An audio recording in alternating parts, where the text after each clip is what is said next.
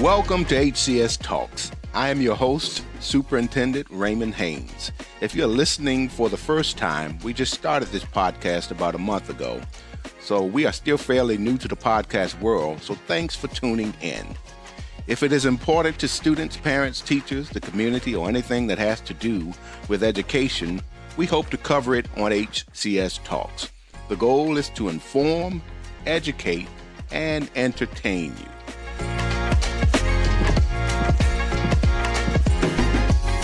Our last several episodes have spotlighted the school division, our city, and even some of our students. Today's episode will include a different twist. It may just simply entertain you. You see, I began as superintendent of Hampton City Schools on July 1 of this year. However, I am a proud product of Hampton City Schools and have spent my entire 28-year career with Hampton City Schools in many different capacities. So today, I'm sitting down with a close friend and previous colleague who will remain anonymous. He is going to help me share some things about myself that the listening audience may want to know about their new superintendent. So, welcome to HCS Talks, and I certainly want to thank you for being here. Well, good morning, and thank you for inviting me, Dr. Haynes. It's my honor and privilege to sit across from you and have this wonderful discussion that we will have today. Yes, sir. Well, I certainly appreciate your taking the time to do so. So, for the listening audience, can you tell them about perhaps how we met? And make sure when you respond that there's 100% accuracy in this. I have a vivid memory. I was a elementary teacher in my first year at Jane H. Bryant Elementary. I walked into the office and I seen this young man at that time with a S-curl standing at the counter, just looking so sharp and professional. Remember, I said accuracy. That's not accurate. That's the way I remember it.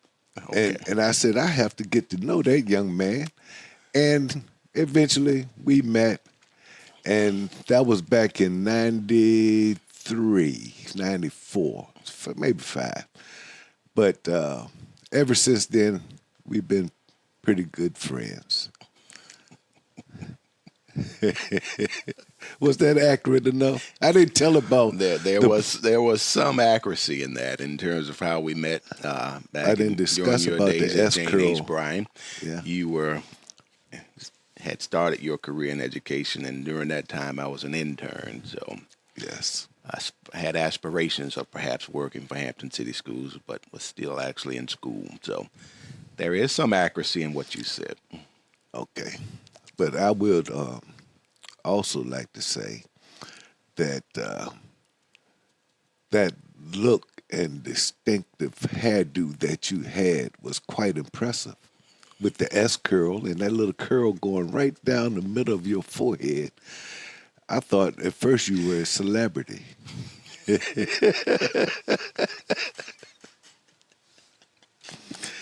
Let me ask you this. We know you're a Hamptonian. Tell us about when your educational journey as a young child and the different schools that you attended when you were younger. Well, yes, you're right. I'm a proud Hamptonian, born and raised here. I'm a product of Hampton City Schools. I have 5 siblings. So my parents had 6 children altogether, 4 boys, 2 girls. So I'm the youngest boy, and then my 2 sisters are the youngest overall. So my parents raised us and instilled in us at a very early age the importance of education and all the doors and opportunities that come about as a result of having that strong foundation. So we all started our elementary years at Captain John Smith Elementary School and went on to Spratley Junior High. It was junior high school back then. That was a long time ago. It was not as long as when you were there. Interestingly, that was during the time when I went to high school. It was junior high, so 9th graders, 7th, 8th, and 9th. So 9th graders were still in junior high. But after that year, when I went to high school, the ninth graders came with us, and they had moved towards the middle school model. So after Spratley, I went to Phoebus High School, and I've shared just within faculty meetings this year so far with staffs. One of the things I recall quite vividly is all of my teachers, good, bad, or indifferent, and the impact they have made on my life. So I recognize some of those experiences that weren't so favorable, as well as the ones that were the most positively impactful. So when going into this profession, I wanted to look from the perspective of being that type of person that made a positive impact on the lives of young people, like it was done for me at every school I attended. And some of those folks I still have relationships and connections with to this day. Were you ever sent to the principal's office or to the dean's office for,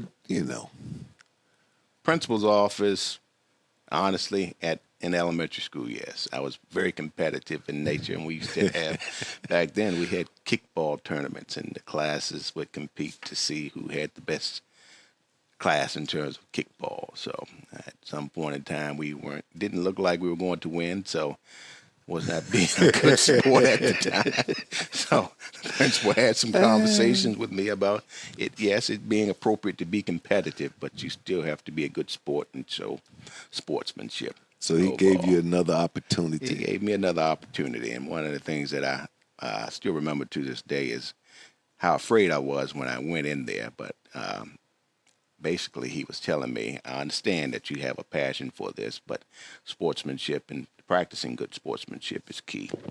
And he basically told me, you're better than that, so I expect better things from you. So I remember that to this day, and that he focused on the positive aspect of what I was doing, but also redirected me in a more productive way. So when you became an administrator, did you remember that lesson and try to provide those same second chances and opportunities to the young people? Absolutely did, regardless of the situation. And I think we're very similar with that. Give the consequence, but you always end up by saying, I recognize that you're better than this. When you come back, we're starting all over. So this is what you did. Here's your consequence. But coming back here, we start a clean slate, and we continue to move forward. So we often say, you and I have said before, you are free to make the choices that you make. But you're not free from the consequences of your choices. That's right. Yeah. Well, we always see you. You're so dapper, fine dress all the time. What does Dr. Haynes do to unwind? Do you ever come out that suit and tie? Well, I think that very early on in my career, I've had some great mentors and role models, and often saying,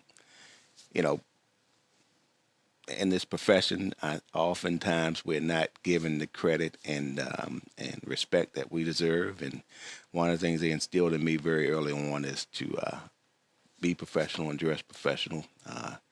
It lets the world or community know how you want to be perceived. So I take that very seriously, and I believe wholeheartedly in this profession of education. And coming into the office every single day, I want to make certain that I put my best foot forward.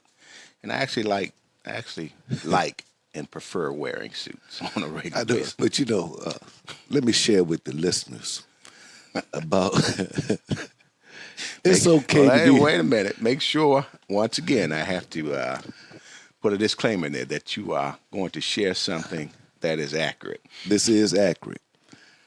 The time that I stopped by your home and you were cutting your grass with a sport coat, dress shoes, hard bottoms, and pants. I couldn't believe it. Whoever gave you that advice, I'm sure that they didn't mean that you keep on your suit and tie while you're cutting the grass. Remember accuracy. Now, most of what you said is accurate. I did not have on a tie. I happened to see some unevenness in the yard, and I figured I would just even it out right quickly. And then once I started doing it, I continued on. I had just gotten off from work. So that is not typically how I would That's the mow only the time. lawn, but that is that one time that you And that was the happen one. to see it. And I know I will never live that down. Well, and you'll continue to remind me of that. I just never seen anyone like that, That was dressed that fine, cutting their grass. That was over 30 years ago. It's blazing in my mind. So, what do you do to relax when you come home from a hard day's work? We all know you work extremely hard. What do you do to relax? Well, I'm trying to, Like, do your favorite movie? yeah, I'm trying to develop some hobbies as I move on into my later years in life. But right now, I love being around my family and loved ones, and that brings me a sense of peace and comfort. Just being around loved ones, whether we're just sitting there watching a movie or watching the news, and just being around folks that I know have my best interests at heart. And it for me, just being around those folks brings me a sense of comfort and peace. And don't necessarily have to be doing anything, but if it so happens there's a movie or some event. Do you have a favorite movie? I don't. Well, what's your favorite snack I don't food? like. Well, I don't have a particular favorite movie. There are quite a few that I enjoy from a multitude of genres, but I will say that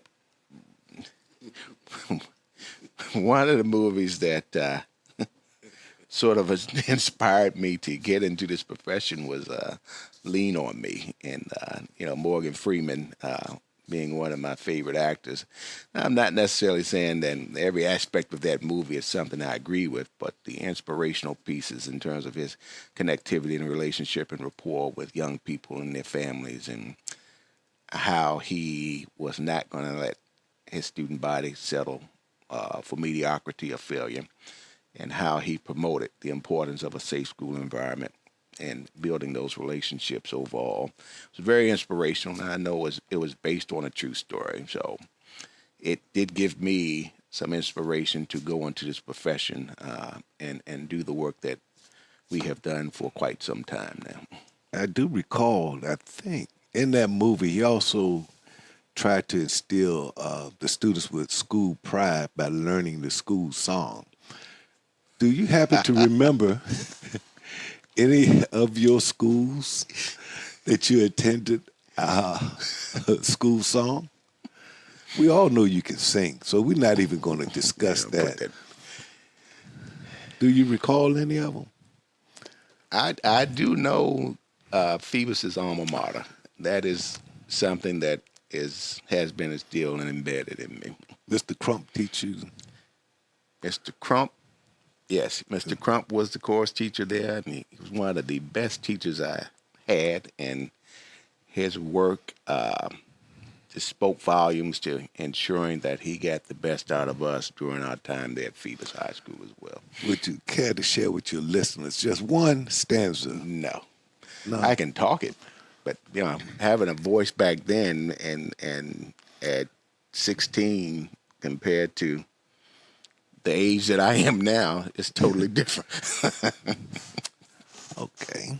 But as a child, would you create parodies of songs to taunt or entertain your siblings?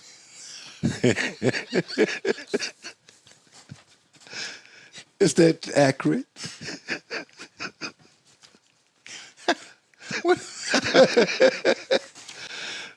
I'm going to have a conversation with my siblings, because it seems like you must have had a conversation with one or two of them. I don't know, but is that true?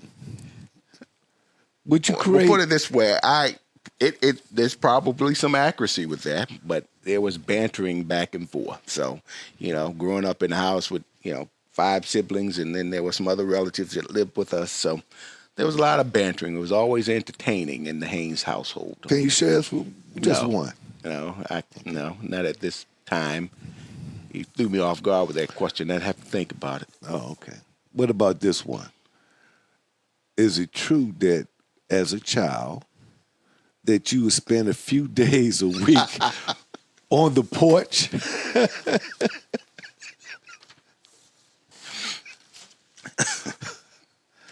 I spent a lot of time reflecting on the porch. I spent a lot of time reflecting on the porch. My parents always wanted what was best for us, and if sometimes I veered off the path of being what was expected of me, then I would spend some time on that porch reflecting about the choices that I made. Okay. That is accurate. Okay, let's get back to and this. out of every child in that house, I don't recall my siblings spending time on it. It was probably, that porch was just for me. I heard you had a special chair. It was just for me. It was Ray Ray's chair. As we begin this new school year, do you have any advice for the new teachers that have joined Hampton City Schools this year? Well, first I want to thank them for choosing Hampton City Schools. There are a lot of other divisions in this immediate area, and they could have chosen other districts, but we certainly thank them for choosing Hampton and choosing Hampton City Schools to make a positive difference in the lives of young people. In terms of advice, it's always good to make certain you set the stage and establish relationships and rapport with your students from the very beginning. And at times that might take away from what we consider the core business of teaching and learning. But if you set that up on the front end and build those relationships with students, it is something that will serve you exceptionally well in the school year and in your years to come in your profession. I was talking earlier about my time and remembering all my teachers, but the ones who made the most impact in terms of positive impact were the ones who took the time to establish a relationship and rapport with me and the class as a whole. Just understanding and knowing that there was something more to just teaching me reading, writing, and mathematics and all the other content areas that came with it. They wanted to make certain that they got to know me as a person and wanted to ensure that, first and foremost, that I was going to be in a safe and nurturing environment and that they cared about me. Once I recognized how much they cared about me personally, it seemed like there was nothing that I could not accomplish while being in those classrooms. So I can't say enough about establishing relationship and rapport with young people. Take advantage of the written curriculum that we have in place for them. It will save them a lot of time in terms of not having to create some things because it's there for them. Doesn't say you can't use your own creativity in delivering the lessons and activities, but we are very pleased with what we have outlined or prescribed in the CIA website in terms of the written curriculum. But do you have any advice for a seasoned teacher that may be aspiring to be an administrator within Hampton City Schools? I think you have to look at it from the perspective of, if this is something you're aspiring to do, conduct yourself as though you're already in that role. Take advantage of perhaps connecting with administrators in your building in a mentoring capacity. Ask questions and take advantage of taking on some leadership roles within your school as well. I think a lot of that is making people aware that this is what you're aspiring to do and seeking ways to get some mentorship throughout that process.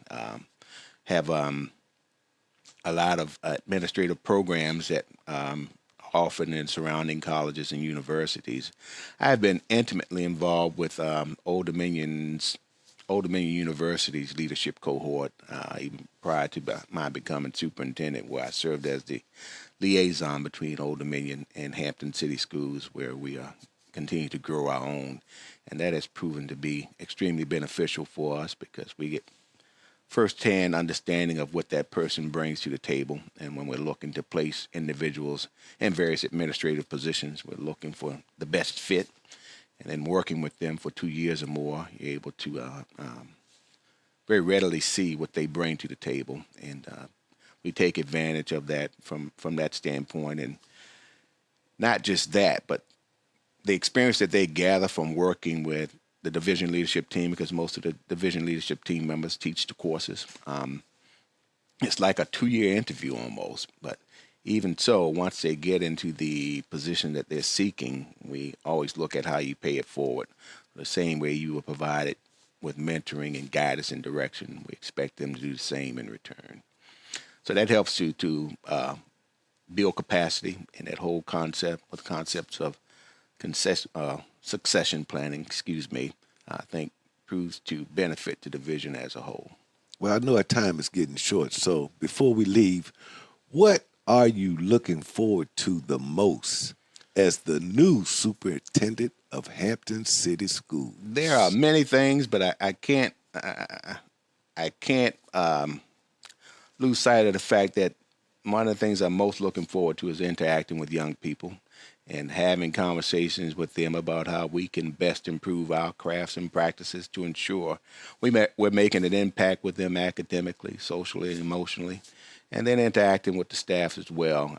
We know the division, the great things that our division has accomplished and will continue to accomplish is centered around our teachers and administrators firsthand and working with our young people and not losing sight of the fact that our support staff as well, and looking at transportation, our school nurses, social workers, psychologists, all of these folks come together to ensure Hampton City Schools will remain the first choice.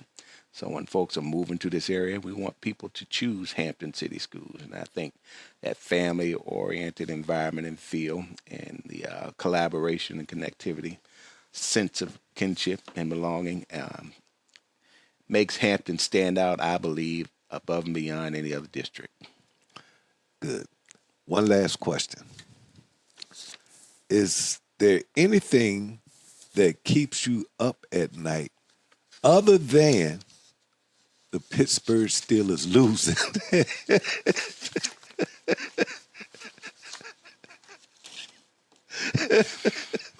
I thought we'd get through this.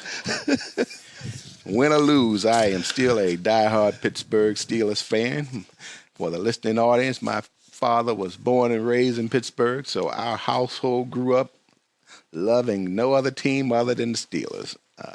There was one sibling who veered off the path, and I'm not even going to name his team. It's not even worthy of mentioning that team. But I will say that my Steelers hold more championship rings than your Raiders, who can't decide what city they want to play in. Well, city or state, for that matter. You've been around since the 30s, so you've been around longer. Typically, you have a better chance of achieving that highest goal. But I don't think they started winning Super Bowls until the 70s, though. We weren't established to 60s, in the 60s. So, well, you were established during the time the Steelers were winning Super Bowls. Half of those you weren't even born during that time. You're absolutely right. Okay, so they don't count. But when I was born, I was wearing a Steelers onesie. All right. So what does keep me up at night, seriously, just thinking through and making certain that we have done everything we possibly can to ensure a safe and nurturing environment and just the safety aspect of it all. And not just for students, for staff as well. So just thinking through how we can reflect upon our practices that we currently have in place and be more proactive in ensuring that we're providing a safe and nurturing environment. Also think about our young people and some of the things they may be going back home to, whether it's in their homes or in their communities, and just what they may be grappling with. So I believe wholeheartedly in working with the entire child and looking at my background in clinical social work, I believe wholeheartedly in ensuring that we provide support around the social emotional learning of young people and staff as well. So can't say enough about that, because I believe once you look at it from that perspective, you're looking at the entire person and You're not just looking at the person coming in to learn what we're providing in terms of instructionally, or not just looking at that teacher providing instruction or what he or she may be contracted to do, regardless of the position they hold in the system, but looking at how they are as an individual first, and ensuring that we're providing structures and support and ensuring that they're going to be healthy from all aspects. Well, I appreciate you inviting me this morning. It is my pleasure to have known you when and to know you now. You have always been a servant leader. I wish you nothing but success. Just stay the course. And we're just so proud. I'm just so proud of you and your accomplishments. And I wish you nothing but success. Hampton City Schools could not have selected a better superintendent than Dr. Raymond L. Haynes.